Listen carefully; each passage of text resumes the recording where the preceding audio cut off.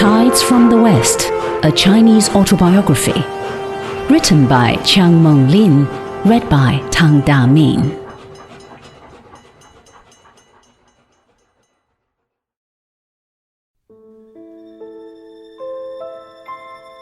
Two, Morals and Intellect.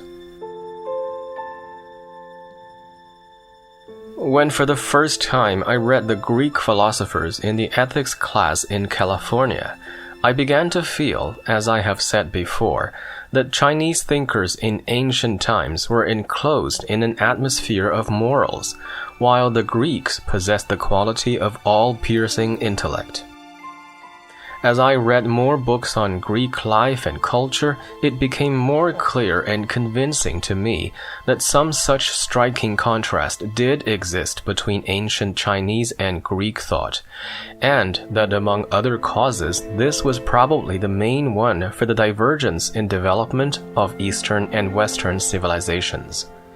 Perhaps this assertion will seem rather too sweeping, but as my experience grew with the years, I could not see it otherwise, and I still believe it to be so.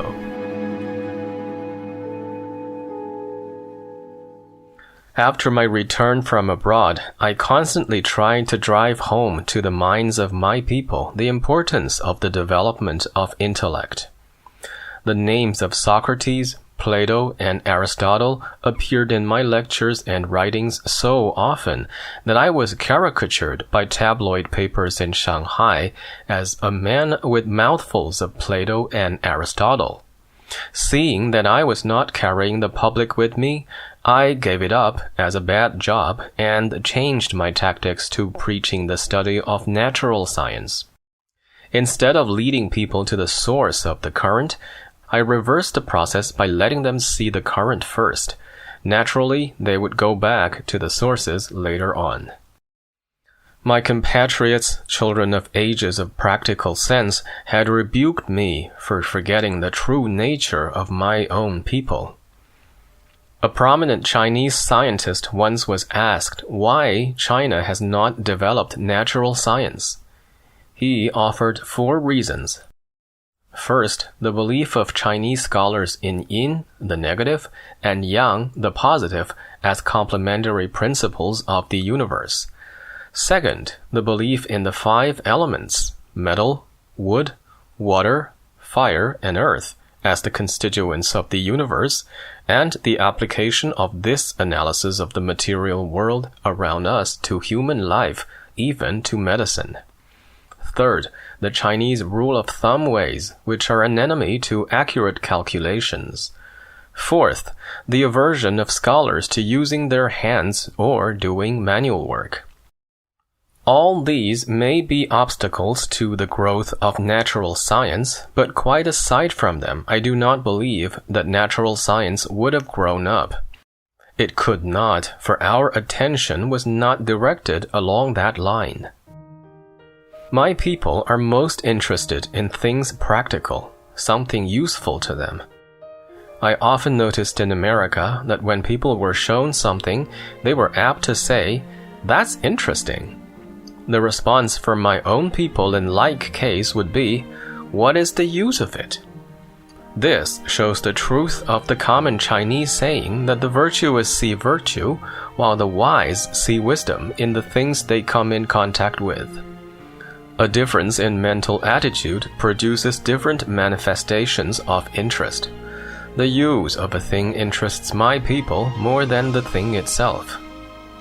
Chinese thinkers see all things in their relation to men, to moral applications, to artistic or poetic sense, or to practical use.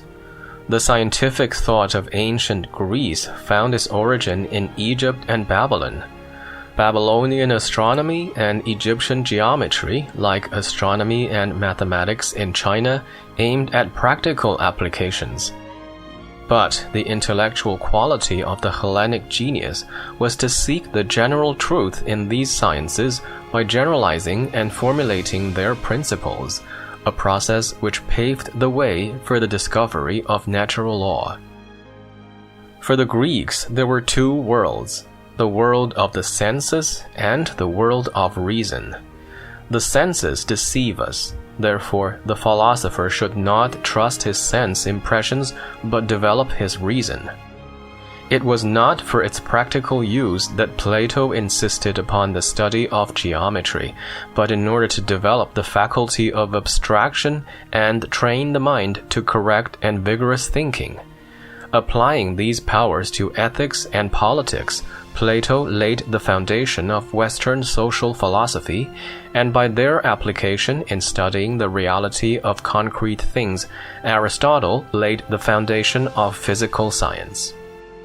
For Aristotle trusted reality as seen through the senses. His was a great systematizing intellect which has left its imprint on nearly every branch of knowledge. For him to know properly involved a correct use of the senses as well as of the reason. The advance of science depends upon development of both speculation and observation. From applied mathematics, Aristotle deduced certain general laws, the study and exploration of which provided a form of mental gymnastics, through which he disciplined a powerful and penetrating intellect. And by means of the same well-exercised intellect and right use of the senses, he created a system of knowledge which has been the foundation of modern science. Logic and the theory of knowledge were outgrowths of these same intellectual exercises which systematized Western thought. Chinese thought is centered upon the development of human relations. We are interested in natural laws only so far as they are capable of serving as guides for human conduct. The Great Learning, one of the Confucian classics, taught us a system of knowledge to which I have alluded in an earlier chapter. It starts with the search for truths in things, from which we gain our knowledge. Knowledge is the power by which the mind is developed. So far, the story is intellectual, but as it goes on, the shading of moral sense begins to grow. Mental development is for personal culture, which in turn will serve as the foundation for a well-ordered family life.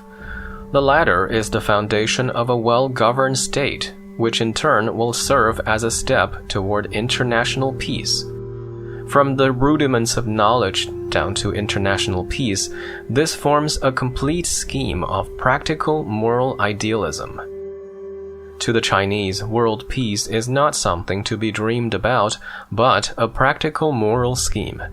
For national prosperity is invariably bound up with peace between nations. A type of knowledge which does not lead to this end is but secondary or trifling.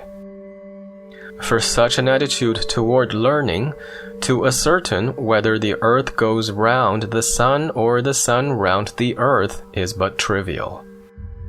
Or again, what is the use of bothering with the expansion of water in the boiling kettle, as Watt did, if we are to believe the story?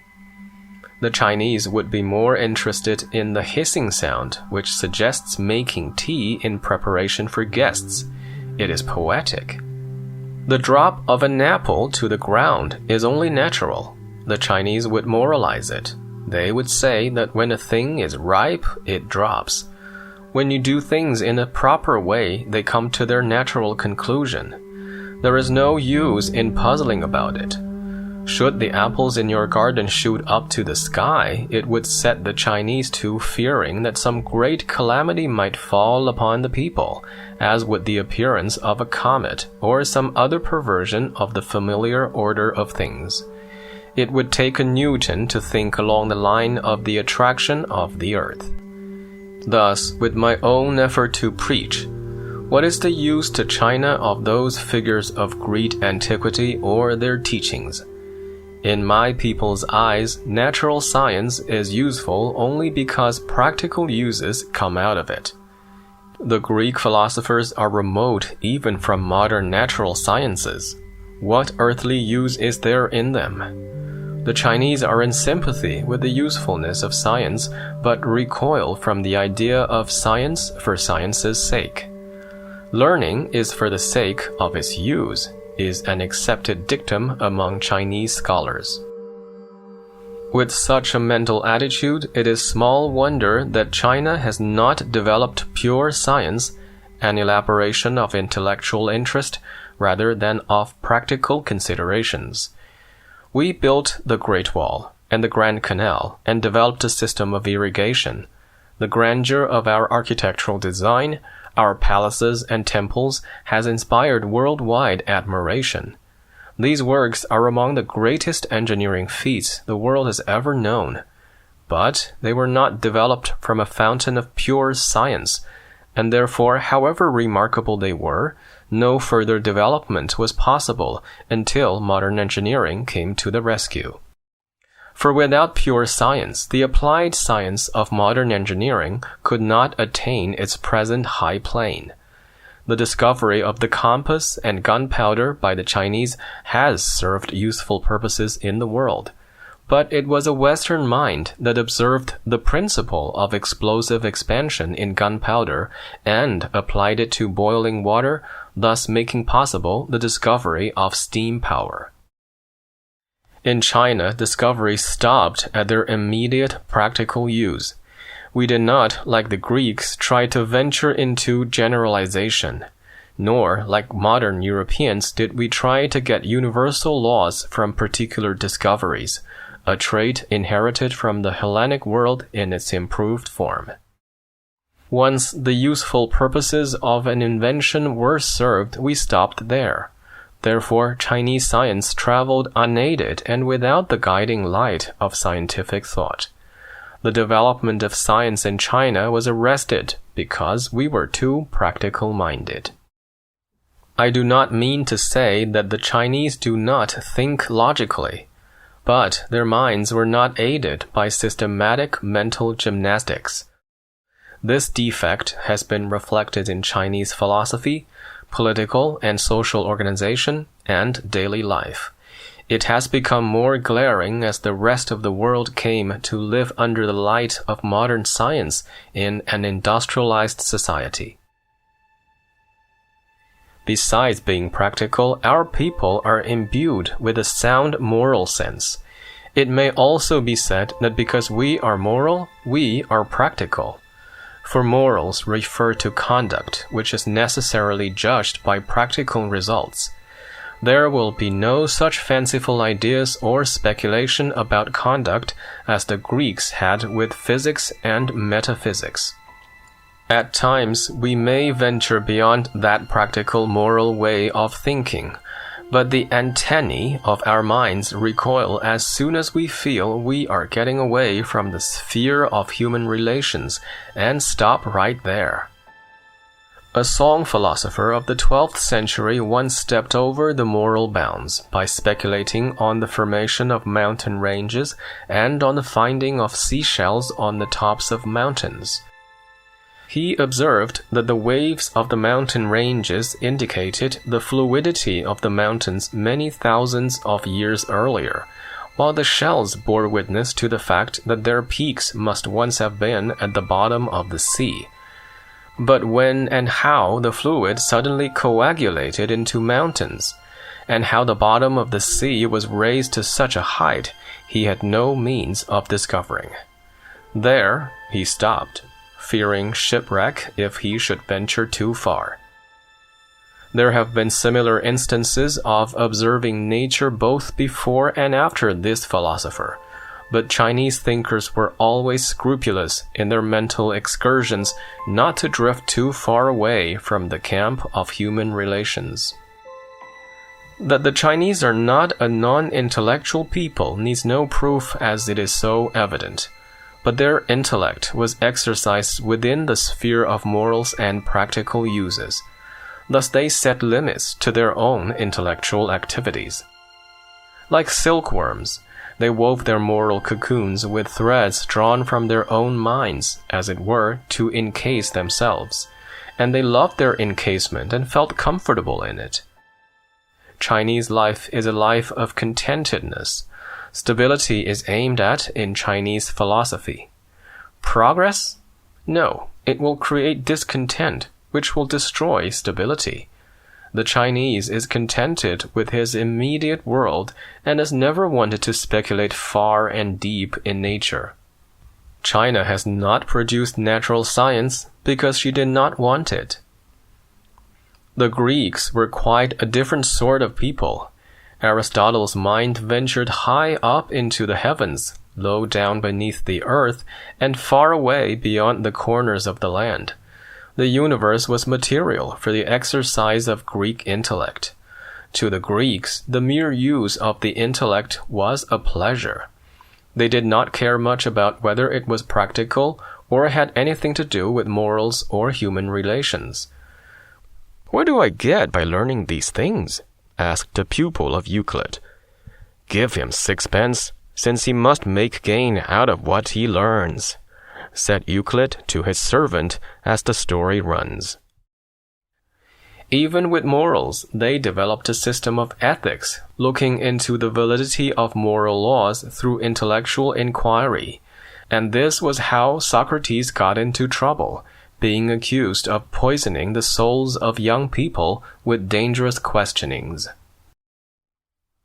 Out of Greek ideas about nature and love of intellectual exercise in systematic thinking, flowing intermittently through the Renaissance, the Reformation, and the French Revolution, and receiving great impetus from the Industrial Revolution, through which it gradually improved its instruments and technique, natural science has grown to its modern stage. The practical considerations of science were never neglected in its later development in Europe. Frequent inventions and discoveries gave further impetus to scientific research. Scientific generalizations and applied science marched shoulder to shoulder. So the influences of pure and applied science react one upon another to their mutual benefit. When modern science began to trickle into China after the opening of the commercial ports, it was its practical value that attracted the attention of the Chinese scholars. They built arsenals and dockyards. Incidentally, they translated books on elementary science. They were not interested in whether the sun goes round the earth or vice versa. It was immaterial to them, since the alternatives had no practical consequence in their relation to man. More than a century earlier, when the Jesuits brought mathematics and astronomy to the court of the Ming emperors, scholars were interested because these sciences would mend the deficiencies then found to exist in the Chinese calendar. For the calendar is indispensable not only for reckoning days, months, and years, but also for sowing and harvesting. Around the beginning of the 20th century, the theory of evolution was brought into China. Chinese scholars at once saw the practical moral significance of it. With the application of a natural law of struggle for existence, natural selection, and survival of the fittest, they came to the conclusion that nations in the world were struggling for existence, and through natural selection, only the fittest would survive. Would China be the fittest, and would she survive? She must struggle for existence. As to the validity of the theory, they had no particular interest and no scientific background to start an investigation anyhow. Right away, they threw a moral cushion over the intellectual undertaking of Darwin. At once they moralized it by saying, "The flesh of the weak is the food of the strong." Being a weak nation, China had to worry about her flesh. Countrymen, arise! It is your duty to your country to look out for the cannibal nations around us.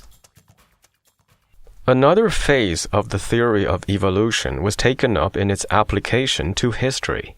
History goes round in a circle, the Chinese scholars believed. Under the influence of Darwinism, they recast their old belief into a new faith that history forges ahead or else recedes or remains stationary. This change in the conception of history exercised a paramount influence upon the minds of Chinese scholars in regard to progress. The conceptions of yin and yang and the five elements undoubtedly grew out of naive observations of nature. They were good enough for rationalizing the conduct of nature and man. No minute calculations were necessary, much less the use of the hands. I presume that if Chinese scholars were interested in manual work, they would apply it to making useful or beautiful objects of art, rather than to experiments in the scientific laboratory. People would still think and do only along the lines where their interests lay. The magnetic needle will only point in the direction of the magnetic pole. Such an attitude of mind is of course no fertile soil for pure science. However, slowly but steadily, China is modifying her attitude. From applied science, she has been led to pure science, from pure science to new ways of thinking, and finally to actual modification of her attitude of mind. We have opened windows in the walls of our moral universe and looked into the gardens of a new intellectual universe, where the fruits of science and invention abound. This modification of mental attitude has set a new value upon nature. Nature as the pure scientist sees it, and not only as the moralist or poet sees it. The universe to the modern Chinese is not only a moral one, as the ancient Chinese saw it, but also an intellectual one, as the Greeks saw it. The moralist studies nature with a view to finding its laws for the benefit of human relations. The scientist studies it with a view to finding its natural laws for intellectual interest, knowledge for the sake of knowledge. China's absorption of modern science has penetrated through these moral bounds of her universe, and the minds of the modern Chinese are reaching further and further out to search for truths. Their thinking has been becoming more adventurous, like a ship sailing in unknown seas, exploring for hidden treasures. In other aspects, this intellectual release has caused the minds of the younger generation to adopt a critical attitude toward traditional ideas, make critical inquiries into morals, government, and social customs, with far-reaching consequences. While men of the older generation have been very much alarmed at the possible destruction of their tranquil moral abodes and have lamented the passing of the good old days, the younger generation has busied itself in building a new intellectual edifice. All that, I think, is one of the most valuable contributions that the West has made to China. Inversely, as the Greeks found with the Babylonian and Egyptian sciences, a study of Chinese sciences may yield profitable contributions to the modern scientific world.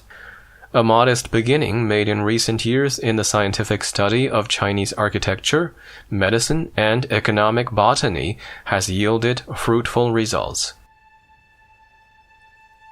Civilizations are built around different systems of the universe as men conceive it. The Chinese conceived a moral universe, around which they built their civilization. The Greeks conceived an intellectual universe, around which they built theirs. European morals as they are today have been drawn from Christianity, a moral universe as revealed through God. On the other hand, the Chinese moral universe is as revealed through nature's ways. The Christians have endeavored to build the kingdom of heaven on earth, while the Chinese were content with trying to build a kingdom of peace and stability. Chinese morals are derived from nature, Christian morals from divine power. For the Chinese, the gods are but part of nature, while to Christians, nature is but the creation of God.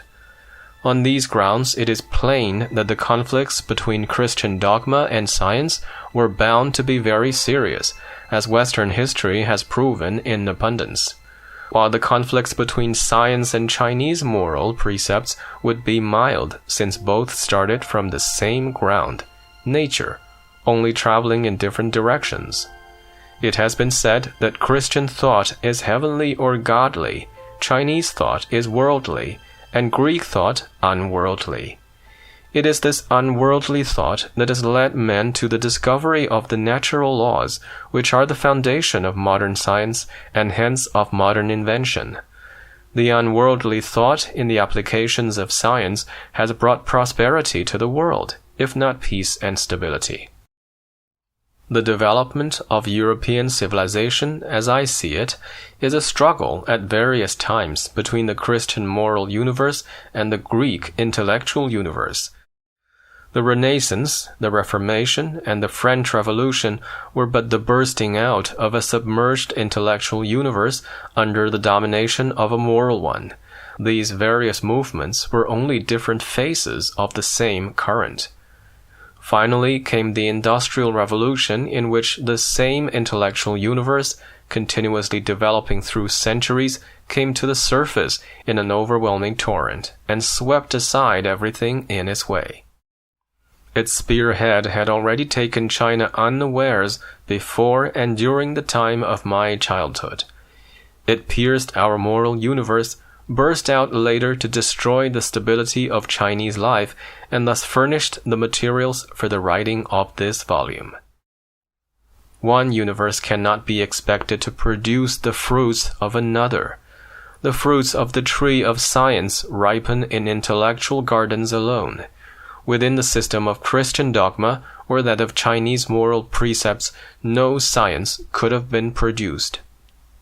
Though indeed we find much scientific thought in Mischius in ancient times, this is a non-essential part of his philosophical system. Such thoughts are but satellites to a planet. His system is fundamentally moral. For science grows out of man's whole being, a burning desire for unworldly truths, a fearless, ever-searching intellect with unbiased spirit continuously reaching out for truth, and an indomitable vigor of mind and body. In other words, it grows out of the very soul of man in his intellectual world. No mere side interests or occasional excursions of the mind into nature or lukewarm desire to understand it could ever crown man with the glorious garland of science.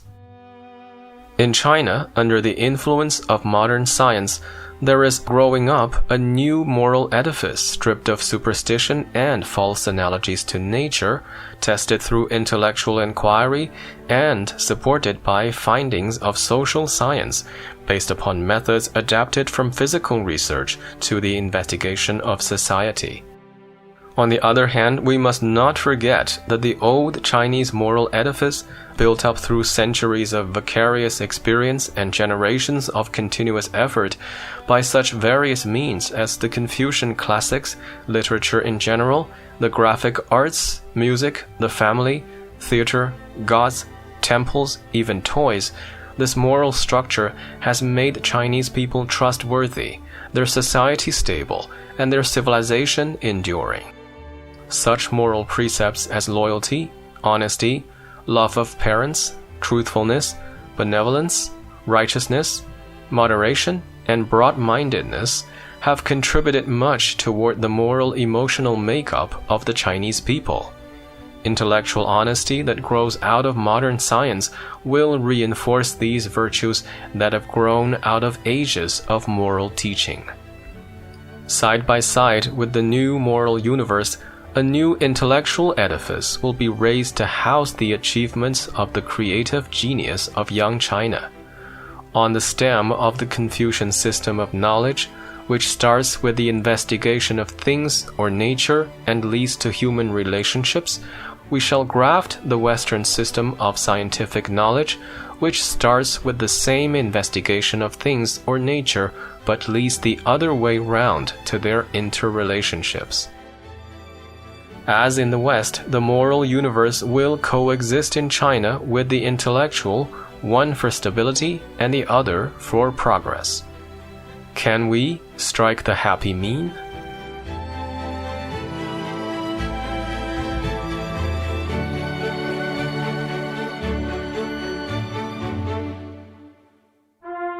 What you just heard is Tides from the West, a Chinese autobiography, written by Chiang Meng-lin, read by Tang Da-min, and published by the Foreign Language Teaching and Research Press.